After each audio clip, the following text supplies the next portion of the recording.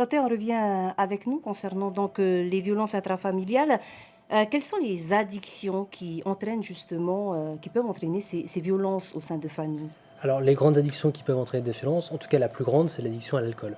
L'addiction à l'alcool va entraîner une perte de contrôle, une désinhibition, et puis on va commencer à parfois se faire des films, à être violent, à être parfois se bagarrer, être jaloux.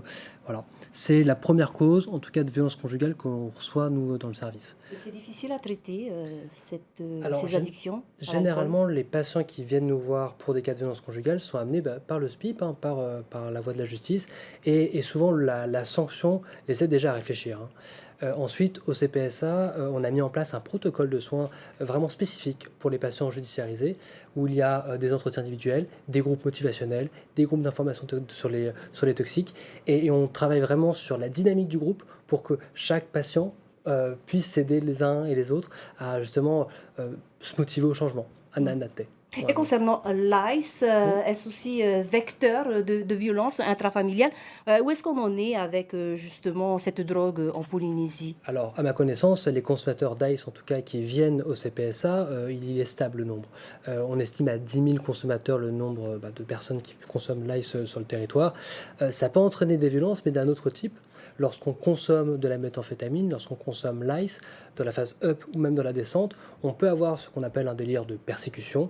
On a l'impression que tout le monde nous veut du mal. Et là, ça peut faire des grosses violences. Des grosses violences qui se terminent souvent aux urgences, qui nécessitent souvent une prise en charge psychiatrique et des soins sous contrainte, malheureusement. D'où l'intérêt justement de la mise en place en urgence du pôle santé mentale, Alors qui le est pôle, toujours en construction d'ailleurs. alors le pôle santé mentale continue ça pour sa construction, en effet, et c'est très important pour nous d'avoir des lits, notamment pour faire des sevrages alcool, mais aussi éventuellement des sevrages ICE en coopération avec nos collègues de psychiatrie. La livraison qui tarde, est-ce que vous avez une idée de la date de livraison La, de cette structure? la dernière date de livraison que j'ai entendue, c'est janvier 2024, et je croise les doigts toujours. Mm.